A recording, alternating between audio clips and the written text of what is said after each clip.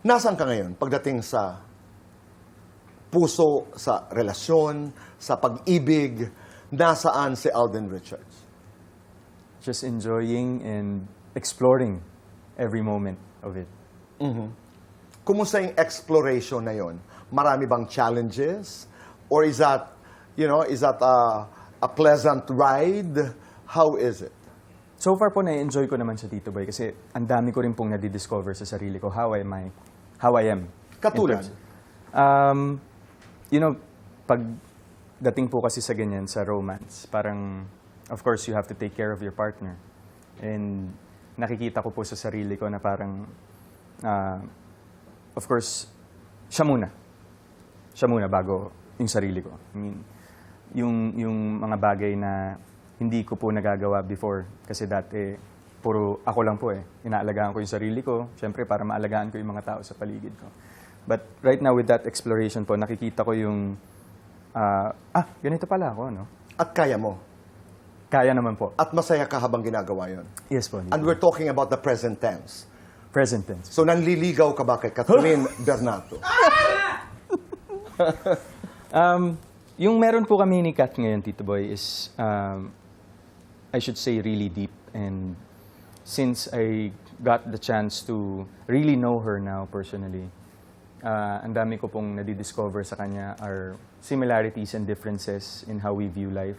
And sobrang na-appreciate ko po yung mga bagay na ino-open up niya sa akin. And, welcoming me to her life, and of course, the family. Na-meet ko na rin po yung family. Sobrang... Formal yung pamamanhikan? Pamaman... I'm sorry, formal ka bang ipinakilala sa pamilya? Nakakapunta po ako sa bahay nila, Kat. Okay. And, Gaano kadalas?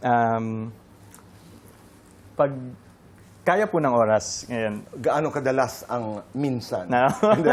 Okay, go ahead. And nakita ko po kung gaano ka-humble yung family ni Kat. Pareho po kaming lumaki sa probinsya. Ako po sa Laguna, siya po sa Nueva Ecija, Cabanatuan.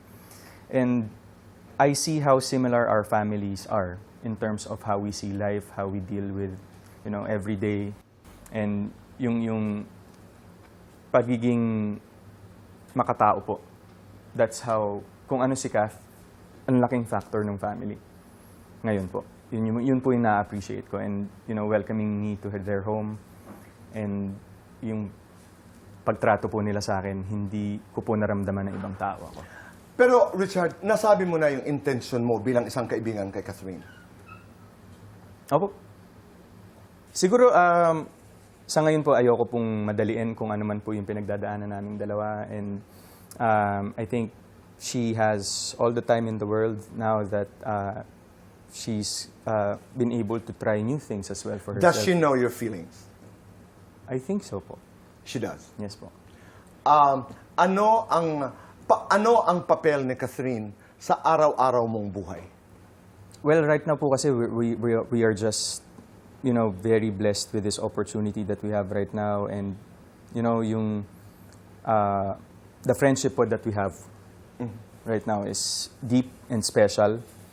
And ang laking bagay po nun kasi mas nagagawa po namin ng tama yung mga bagay na dapat namin gawin in terms of the film. And the time that we have when we were shooting in Canada, mas nakilala ko siya and how I see a great deal of myself in her. At napaka-importante nun. Imbitahan mo ang lahat muna na maging bahagi ng pelikula. Mga kapuso, sa lahat po ng nanonood ng Fast Talk, mapapanood na nating lahat ang Hello, Love Again, of course, with Catherine Bernardo, and directed by the one and the only, Direk Cathy Garcia Sampana po. Richard, in the context of love, ilalabas ko ang aking imaginary mirror. At ilalabas ko rin si Ethan. Nakikita ni Ethan sa salamin si Alden Richards, si Richard. Ano kaya ang payo na may kinalaman sa pag-ibig ang sasabihin ni Ethan kay Alden Richards? Siguro si Ethan, sasabihin niya na huwag kang magpadalos-dalos sa mga desisyon mo sa buhay dahil lang ikaw ay emosyonal. Lagi mong tingnan kung ano ang magiging epekto ng mga desisyon mo sa buhay mo. in the long run. At huwag mong kalimutan alagaan ang iyong sarili. Siguro yun po yung sasabihin niya. Sasabihin ni Ethan. Yes po. Hindi ba sasabihin ni Ethan, nasaan si Catherine sa buhay mo ngayon? Tatanong rin po niya yun. Itatanong niya. Opo. At ang sagot ni Alden Richards, nasaan si Catherine Bernardo sa buhay mo ngayon, Alden? Nasa isipan o nasa puso?